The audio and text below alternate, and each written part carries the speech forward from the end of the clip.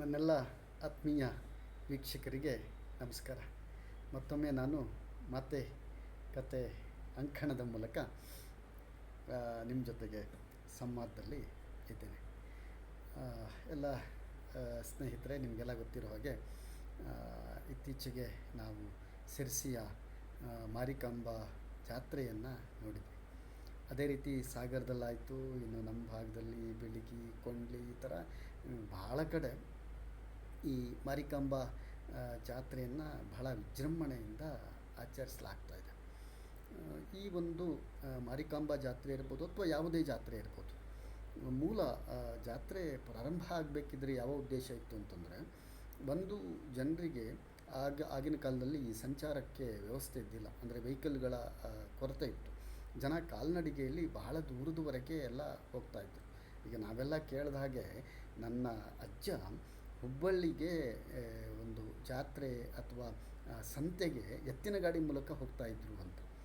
ಭಾಳ ಜನ ನನ್ನ ಅಜ್ಜನ ಕಾಲದ ಅವರ ತಲೆಮಾರಿನ ಜನಗಳು ಕೆಲವೊಬ್ಬರು ಹೊನ್ನಾವರಕ್ಕೆ ಹೋಗ್ತಾಯಿದ್ರು, ಕೆಲವೊಬ್ಬರು ಹುಬ್ಬಳ್ಳಿಗೆ ಹೋಗ್ತಾಯಿದ್ರು. ಒಂದು 100 ಕಿಲೋಮೀಟ್ರ್ಗಳ ದೂರವನ್ನು ಎತ್ತಿನ ಗಾಡಿಗಳ ಮೂಲಕ ಕ್ರಮಿಸಿ ಸಂತೆಗೆ, ಜಾತ್ರೆಗೆ ಹೋಗ್ತಾಯಿದ್ರು ಅಂತಂದರೆ ಅವತ್ತಿನ ಕಾಲದ ಅನಿವಾರ್ಯತೆಯನ್ನು ನೋಡಿ. ಯಾಕಂತಂದರೆ ಇವತ್ತು ಕಾಲ ಹೇಗೆ ಬದಲಾಗಿದೆ ಅಂದರೆ, ನಾವು ಮನೆಯಲ್ಲಿ ಕೂತ್ಕೊಂಡು ಯಾವುದೋ ಒಂದು ಕಂಪನಿಗೆ ಜಸ್ಟು ಮೆಸೇಜ್ ಮಾಡುವ ಮೂಲಕ, ಆರ್ಡ್ರ್ ಮಾಡುವ ಮೂಲಕ, ಒಂದು ಮೊಬೈಲ್ ಕರೆನೋ ಫೋನ್ ಕರೆ ಮೂಲಕ ನಮಗೆ ಬೇಕಾಗಿರುವಂಥ ವಸ್ತುವನ್ನು ನಮ್ಮ ಮನೆಗೆ, ಅಂದರೆ ನಮ್ಮ ಡೋರ್ ಡೆಲಿವರಿ ಮಾಡಿಕೊಳ್ಳುವಂಥ ಕಾಲಘಟ್ಟದಲ್ಲಿ ನಾವಿದ್ದೀವಿ. ಇವತ್ತಿನ ಕಾಲಕ್ಕೆ ನಮಗೆ ಜಾತ್ರೆಗಳು, ಹಬ್ಬ ಇವುಗಳ ಅಗತ್ಯ ಇಲ್ಲ. ಆದರೆ ಎಲ್ಲ ಸಂಪ್ರದಾಯ, ಸಂಸ್ಕೃತಿ, ನಾವು ಮಾತಾಡಬೇಕಿದ್ರೆ ಭಾಳ ಸಾರಿ ಹೇಳ್ತೀವಿ, ನಮ್ಮದು ಕೃಷಿ ಸಂಸ್ಕೃತಿ. ನಾವು ನಿಮ್ಮ ಉದ್ಯೋಗ ಏನು ಅಂತಂದರೆ ಕೃಷಿ ವ್ಯವಸಾಯ ಅಂತೀವಿ. ಆ ಕೃಷಿ ವ್ಯವಸಾಯ ಅಂತ ಹೇಳುವಂಥದ್ದು ಬರೀ ಉದ್ಯೋಗ ಅಲ್ಲ, ಅದ್ರ ಜೊತೆಗೆ ಒಂದು ಸಾಂಸ್ಕೃತಿಕತೆ ಇದೆ. ನಾವು ಕೃಷಿ ಮಾಡಬೇಕಿದ್ರೆ ನಮ್ಮ ಜೊತೆಗೆ ನಾವು ಒಂದು ಸಂಸ್ಕೃತಿಯನ್ನು ಪ್ರತಿಪಾದನೆ ಮಾಡ್ತಾ ಇರ್ತೀವಿ. ನಮ್ಮ ಪರಿಕರಗಳೇನಿದ್ದಾವಲ್ಲ, ನಾವೀಗ ಹೇಗೆ ಅಡುಗೆ ಸಾಹಿತ್ಯ ಅಂತ ಹೇಳ್ತೀವಿ, ಆ ಥರ ಒಬ್ಬ ಕೃಷಿಕನ ಸಾಹಿತ್ಯ ಹೇಗಿದೆ ಅಂತಂದರೆ ಭಾಳ ಮಣ್ಣಿನ ಜೊತೆಗೆ ಬೆರೆತಿರುವಂಥದ್ದು. ನಾವು ಬಳಸುವಂಥ ಸಲಕರಣೆಗಳ ಮೇಲೆ ನಮಗೆ ಪ್ರೀತಿ, ನಾವು ಬೆಳೆಯುವಂಥ ಆಹಾರದ ಮೇಲೆ ನಮಗೆ ಪ್ರೀತಿ, ನಾವು ಬೆಳೆಸಿರುವಂತಹ ಮರಗಿಡಗಳ ಮೇಲೆ ನಮಗೆ ದೈವೀ ಭಾವನೆ. ಹೀಗೆ ಕೃಷಿಕರ ಬದುಕೇನಿದೆಯಲ್ಲ, ಅದೊಂದು ಭಾಳ ವಿಶೇಷವಾಗಿರುವಂಥದ್ದು, ವಿಶಿಷ್ಟವಾಗಿರುವಂಥದ್ದು. ಹಾಗಾಗಿ ನಾವು ಕೃಷಿ ಬದುಕನ್ನು ಕೃಷಿ ಸಂಸ್ಕೃತಿ ಅಂತ ಹೇಳ್ತೀವಿ. ನೀವು ಬೇರೆ ಯಾವುದನ್ನು ಯಾವ ಉದ್ಯೋಗವನ್ನು ಸಂಸ್ಕೃತಿ ಅಂತ ಹೇಳಲ್ಲ, ಬಟ್ ಕೃಷಿಯಲ್ಲಿ ನಾವು ಕೃಷಿ ಸಂಸ್ಕೃತಿ ಅಂತ ಹೇಳ್ತೀವಿ. ಅಂದರೆ ಅದು ಬರೀ ಉದ್ಯೋಗ ಮಾತ್ರ ಅಲ್ಲ. ಹಾಗಾಗಿ ನಾವು ಕೃಷಿಕರು, ಜನಸಾಮಾನ್ಯರು ಅಥವಾ ಗ್ರಾಮೀಣ ಪರಿಸರದ ಜನರು, ನಾವು ಜಾತ್ರೆ, ದೇವರು, ಭಕ್ತಿ ಇವುಗಳ ಬಗ್ಗೆ ನಮ್ಮದೇ ಆದಂಥ ಕೆಲವು ಮಿತ್ಗಳನ್ನು ನಾವು ಇಟ್ಕೊಂಡಿದ್ವಿ. ಅಂದರೆ ಅವುಗಳೆಲ್ಲ ತಪ್ಪು ಅನ್ನುವಂತಹ ಒಂದು ವೈಚಾರಿಕತೆಗೆ ನಾವು ಬರಬೇಕಿದ್ರೆ ನಮಗೆ ಅಧ್ಯಯನ ಬೇಕಾಗುತ್ತೆ. ಆದರೆ ಕಾಲ ಮತ್ತು ಇವತ್ತಿನ ವ್ಯವಸ್ಥೆ ಹೇಗಿದೆ ಅಂತಂದರೆ, ನೀವು ಸತ್ಯವನ್ನು ತಿಳ್ಕೊಳ್ಳಿಕ್ಕಾಗಿ ಸಂಶೋಧನೆಯನ್ನು ಮಾಡ್ತಿರೋ, ಅಧ್ಯಯನವನ್ನು ಮಾಡ್ತಿರೋ, ಅಭ್ಯಾಸವನ್ನು ಮಾಡ್ತಿರೋ ಅಂತಂದರೆ ನೀವು ಟಾರ್ಗೆಟ್ ಆಗಿಬಿಡ್ತೀರಿ. ಯಾಕಂತಂದರೆ ಅವರು ಕತೆ ಹೇಳ್ತಾರೆ. ಹೇಗೆ ಎಲ್ಲ ಒಂದು ಟಿ ವಿಯ ಡಿಬೇಟನ್ನು ನೋಡ್ತಾ ಇದ್ದೆ ನಾನು. ಅಲ್ಲಿ ನಮ್ಮ ಮಹಾನ್ ಅನಂತಕುಮಾರ್ ಹೆಗ್ಡೆ ಅವರು ಹೇಳ್ತಾರೆ, ಬೌದ್ಧ ಬಿಕ್ಕುಗಳ ಬಗ್ಗೆ ಕೊಲೆ ಆಯಿತು ಅಂತಿರಲ್ಲ, ಬೌದ್ಧ ಬಿಕ್ಕುಗಳ ಕೊಲೆಯ ಬಗ್ಗೆ ದಾಖಲೆಯನ್ನು ಕೊಡ್ರಿ, ಶರಣರ ಕೊಲೆಯ ಬಗ್ಗೆ ದಾಖಲೆಯನ್ನು ಕೊಡ್ರಿ ಅಂತ ಹೇಳ್ತಾರೆ. ಆಗ ಯಾರಿಗೆ ಆತ ಪ್ರಶ್ನೆ ಕೇಳಿದ್ದಾರೆ ಆತ ಉತ್ತರ ಕೊಟ್ಟಿರ್ಬೋದು, ಬಟ್ ಇವತ್ತು ಎಡಿಟ್ ಕಾಲ ಅಲ್ಲ, ನೀವು ಅವರು ಹೇಳಿರೋದನ್ನು ತೋರಿಸೋದೇ ಇಲ್ಲ. ಸೊ ನೀವು ಹೇಳಿರೋದು ಮಾತ್ರ ಸತ್ಯ ಆಗ್ತದೆ. ಹಾಗಾದರೆ ಈಗ ಶಂಕರಾಚಾರ್ಯರ ವಿಚಾರ ಬಂದಾಗ ಬೌದ್ಧ ಬಿಕ್ಕುಗಳನ್ನು ಎಲ್ಲೆಲ್ಲಿ ಹತ್ಯೆ ಮಾಡಲಾಯಿತು, ನಾಗಾರ್ಜುನ ಕೊಂಡ ಸೇರಿಕೊಂಡು ಎಲ್ಲೆಲ್ಲಿ ಬೌದ್ಧ ಬಿಕ್ಕುಗಳನ್ನು ಹತ್ಯೆ ಮಾಡಲಾಯಿತು, ಯಾಕೆ ಹತ್ಯೆ ಮಾಡಿದರು ಅನ್ನೋದ್ರ ಬಗ್ಗೆ ಭಾಳ ಸವಿವರವಾದಂಥ ಎಲ್ಲ ದಾಖಲಾತಿಗಳು ಇದ್ದಾವೆ. ಇನ್ನು ಬಸವಣ್ಣನ ವಿಚಾರಕ್ಕೆ ಬಂದಾಗ ಶರಣರನ್ನು ಹೇಗೆ ಸಾಮೂಹಿಕವಾಗಿ ಹತ್ಯೆ ಮಾಡಲಾಯಿತು, ಆ ಶರಣರು ಎಲ್ಲಿಂದ ಓಡಿ ಬಂದು ಉಳುವಿಗೆ ಬಂದರು, ಅಲ್ಲಿ ಅವರಿಗೆ ಒಂದು ಅಡಗುತಾಣವಾಗಿ ಉಳುವಿ ಈ ಉಪಯೋಗಕ್ಕೆ ಬರುತ್ತೆ. ಸೊ ಇವೆಲ್ಲ ಐತಿಹಾಸಿಕ, ಚಾರಿತ್ರ್ಯ ಎಲ್ಲ ದಾಖಲೆಗಳಿದೆ. ಬಟ್ ನೀವು ಚರ್ಚೆ ಮಾಡಬೇಕಾದ್ರೆ ಯಾವುದನ್ನು ಹೇಳೋದೇ ಇಲ್ಲ. ನೀವು ಹೇಳಿದ್ದೇ ಸತ್ಯ, ನಿಮ್ಮ ಪುರಾಣವೇ ಸತ್ಯ.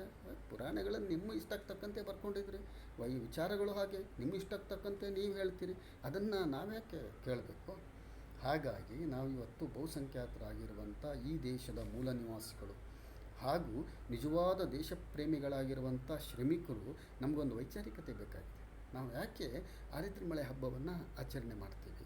ನಾವು ಯಾಕೆ ಮಾರಿಕಾಂಬೆಯ ಅಥವಾ ಮಾರಿಕಾಂಬೆ ಜಾತ್ರೆಯನ್ನು ಮಾಡ್ತೀವಿ? ಹಾಗೆಯೇ ನೀವೆಲ್ಲ ಗಣಪತಿಯನ್ನು ತರ್ತಾ ಇದ್ದಾಗ ನಾವು ಗೌರಿ ಪೂಜೆಯನ್ನು ಮಾಡ್ತೇವೆ. ಹಾಗೆಯೇ ನೀವು ಗಣಪತಿಯನ್ನೋ ಬ್ರಹ್ಮನನ್ನೋ ವಿಷ್ಣುನನ್ನೋ ಪೂಜೆ ಮಾಡ್ತಿರ್ಬೇಕಿದ್ರೆ ನಾವು ಬೌದ್ಧ ಧರ್ಮದ ಮೂಲವಾಗಿರುವಂಥ ನೀರನ್ನು ಪೂಜೆ ಮಾಡ್ತೀವಿ. ಗೌರಮ್ಮನೋ ಗಂಗಮ್ಮನನ್ನೋ ತರ್ತೀವಿ.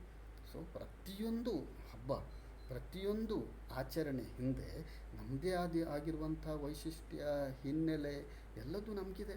ಬಟ್ ನೀವು ನಮ್ಮ ದೇವರಲ್ಲ ಅಂತ ಅಂತೀರ. ನಮ್ದು ಅಲ್ಲದೇ ಇರೋ ದೇವರನ್ನು ನಮಗೆ ನೀವು ದೇವರಂತ ಒಪ್ಕೊಳ್ರಿ ಅಂತ ಹೇಳ್ತೀರಿ. ಪೂಜೆ ಪುನಸ್ಕಾರ, ಈಗ ನಾವು ಪ್ರತಿನಿಧಿಸುವಂಥ ಬಹುಜನರ ಒಂದು ಸಮುದಾಯ ಏನಿದೆ, ನಾವು ನಮ್ಮ ಹುಟ್ಟಿನಲ್ಲಾಗಲಿ ನಮ್ಮ ಸಾವಿನಲ್ಲಾಗಲಿ ಅಥವಾ ನಮ್ಮ ಯಾವುದೇ ಧಾರ್ಮಿಕ ಕಾರ್ಯಕ್ರಮಗಳಲ್ಲಿ ಎಲ್ಲೂ ವೈದಿಕತೆಯ ಆಚಾರ ವಿಚಾರಗಳನ್ನು ಅಳವಡಿಸ್ಕೊಂಡವರೇ ಅಲ್ಲ. ಬಟ್ ಇತ್ತೀಚಿನ ವರ್ಷಗಳಲ್ಲಿ ಹೇಗಾಗಿದೆ, ಸ್ವಲ್ಪ ದುಡ್ಡು ಬಂದಂಥ ಶೂದ್ರರು ಅನುಕರಣೆ ಮಾಡ್ತಾ ಹೋಗ್ತಾ ಇದ್ದಾರೆ. ಅರೆ, ಯಾರದೋ ಸಂಸ್ಕೃತಿಯನ್ನು, ಯಾರದೋ ಆಚಾರ ವಿಚಾರಗಳನ್ನು ನಾವು ಯಾಕೆ ಅನುಕರಿಸಬೇಕು? ನಮಗೆ ನಮ್ಮದೇ ಆದ ವೈಶಿಷ್ಟ್ಯ ಇದೆ. ನಾವು ಈ ಭಾರತದ ಮೂಲ ನಿವಾಸಿಗಳು. ಇಲ್ಲಿಯ ಜನಜೀವನ, ಇಲ್ಲಿಯ ವೈಶಿಷ್ಟ್ಯ, ಇಲ್ಲಿಯ ಪ್ರಾಕೃತಿಕ ಆರಾಧನೆ ಸೇರಿದಂತೆ ನಮಗಿರುವಂಥ ಹಿನ್ನೆಲೆ, ನಮಗಿರುವಂತಹ ಒಂದು ವೈಶಿಷ್ಟ್ಯಪೂರ್ಣವಾದಂತಹ ಬದುಕು, ಜನಜೀವನ ಅದು ನಮಗಿದೆ. ನಾವು ಇವತ್ತು ಕೂಡ ಚೌಡಮ್ಮ, ಮಾರಿಮ್ಮ, ಆಮೇಲೆ ಚೌಡಿ ಅಂತ ಊರಲ್ಲಿ ಕರಿತೀವಿ, ಭೂತಪ್ಪ, ಹುಲಿದೇವರು, ಗಾಮದೇವರು, ಗ್ರಾಮದೇವರು, ಈ ಥರ ನಮ್ಮದೇ ದೇವರುಗಳನ್ನು ಆರಾಧನೆ ಮಾಡ್ತೀವಿ ನಾವು.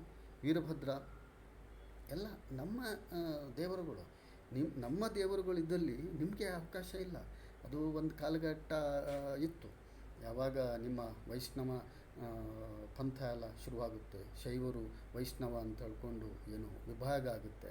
ಆ ಟೈಮಲ್ಲಿ ನೀವು ಶೈವರಾಗಿ ತೋರಿಸ್ಕೊಳ್ಳೋ ಸಲುವಾಗಿ ಶಿವನನ್ನು ಆರಾಧನೆ ಮಾಡಿರುವಂಥದ್ದು, ಮತ್ತು ನಮಗೆಲ್ಲ ಈ ಆರಾಧನೆಯನ್ನು ಕಲಿಸ್ಕೊಟ್ಟಿರುವಂಥದ್ದು. ಹೀಗೆ ನಾವು ಚಾರಿತ್ರಿಕವಾಗಿರುವಂತಹ ಒಂದು ದಾಖಲೆಗಳನ್ನು, ಇತಿಹಾಸವನ್ನು ಎಲ್ಲ ಹುಡುಕ್ತಾ ಹೋದರೆ ನಮಗೆ ಬೇಕಷ್ಟು ಮಾಹಿತಿಗಳಿದೆ. ಬಟ್ ನೀವು ಹೇಳಿದ್ದೇ ಪುರಾಣ, ನೀವು ಹೇಳಿದ್ದೇ ಏನು ಚರಿತ್ರೆ, ನೀವು ಹೇಳಿದ್ದೇ ಇತಿಹಾಸ, ಈ ಥರ ನಮಗೆ ಬಿಂಬಿಸ್ತಾ ಇದೆ. ಬಟ್ ನಮ್ಮ ವೈಚಾರಿಕತೆ ಬೇರೆ ಇದೆ. ನಮ್ಮ ಬರಗೂರು ರಾಮಚಂದ್ರಪ್ಪನವರಿಗೆ ಯಾವುದೋ ಒಂದು ಸಂದರ್ಶನದಲ್ಲಿ ಕೇಳಿರುವ ಪ್ರಶ್ನೆಯನ್ನು ಅವ್ರು ಹೇಳಬೇಕಿದ್ರೆ, ನೀವು ತಲಸ್ಪರ್ಶಿಯಾಗಿ ನೋಡಿ, ನಾವು ಏನು ಕಂಡಿದ್ದೇವೆ, ನಾವು ಏನು ಉಂಡಿದ್ದೇವೆ, ಅದರ ಆಧಾರದಲ್ಲಿ ನಾವು ಮುಂದೆ ಸಾಗ್ತಾ ಇದ್ದೀವಿ, ನಮ್ಮ ವೈಚಾರಿಕತೆ ಇದೆ ಅನ್ನೋದನ್ನು ಭಾಳ ಸ್ಪಷ್ಟವಾಗಿ ಹೇಳಿದ್ದಾರೆ.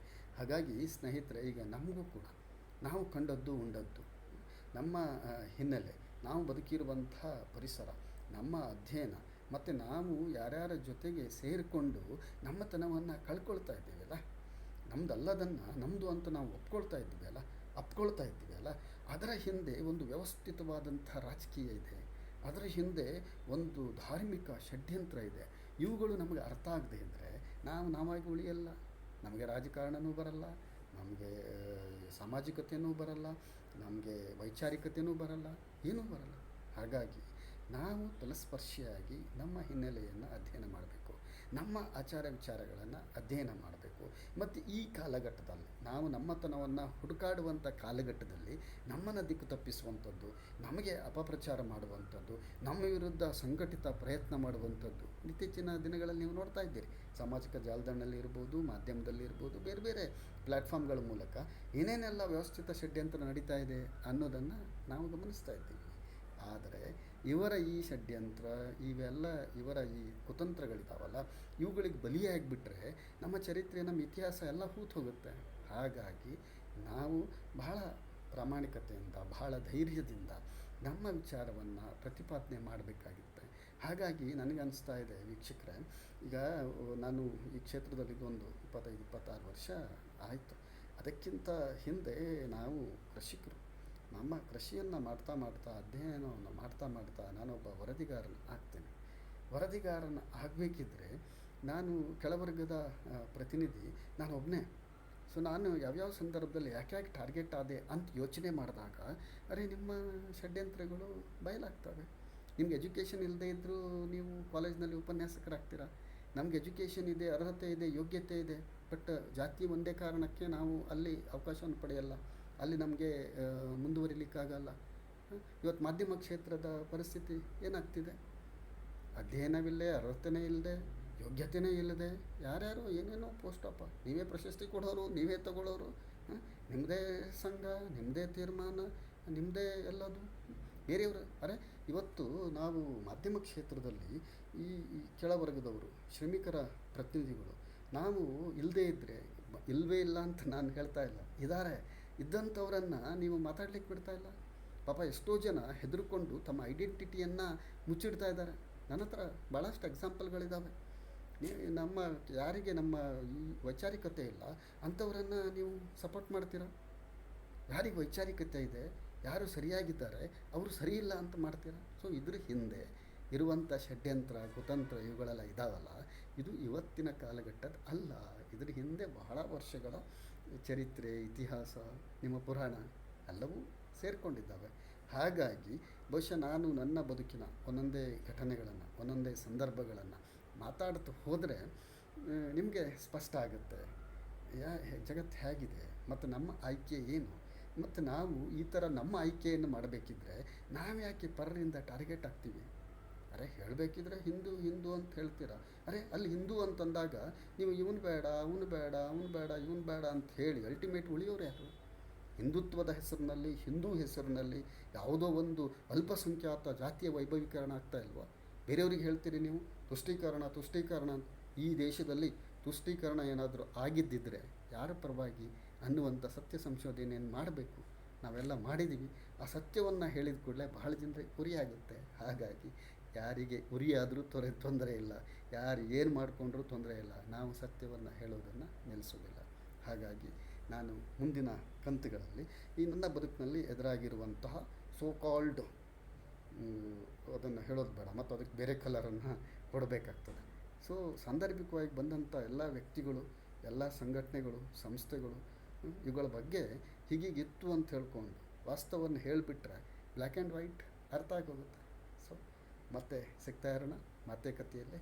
ಈ ಥರ ಬಿಡಿ ಬಿಡಿ ಘಟನೆಗಳ ಮೂಲಕ ನಾವು ಯಾರು, ನಮ್ಮ ಆಯ್ಕೆ ಏನು, ನಾವೆಲ್ಲಿ ನಿಲ್ಲಬೇಕು, ನಮ್ಮ ಆಯ್ಕೆ ಯಾವುದಾಗಿರಬೇಕು, ನಾವು ಯಾರ ಜೊತೆ ಗುರುತಿಸ್ಕೊಳ್ಬೇಕು, ನಾವು ಯಾರ ಜೊತೆ ಗುರುತಿಸ್ಕೊಳ್ಳೋದ್ರಿಂದ ಇದು ಏನು ತೊಂದರೆ ಇದೆ, ಆ ತೊಂದರೆಯನ್ನು ಮೀರಿ ನಮ್ಮತನವನ್ನು ನಾವು ಉಳಿಸ್ಕೊಳ್ಳೋದು ಹೇಗೆ, ಹೀಗೆ ಒಂದು ಪ್ರಯತ್ನವನ್ನು ಮಾಡ್ತಾ ಇರಬೇಕಿದ್ರೆ ನಮ್ಗೆ ಯಾರ್ಯಾರು ಅನಾವಶ್ಯಕವಾಗಿ ಉದ್ದೇಶಪೂರ್ವಕವಾಗಿ ಎದುರಾಳಿಗಳಾಗ್ತಾರೆ, ದ್ವೇಷವನ್ನು ಮಾಡ್ತಾರೆ, ಇವುಗಳೆಲ್ಲ ಬ್ಲ್ಯಾಕ್ ಆ್ಯಂಡ್ ವೈಟ್ ಗೊತ್ತಾಗುತ್ತೆ. ಮಾತಾಡೋಣ. ಧನ್ಯವಾದಗಳು.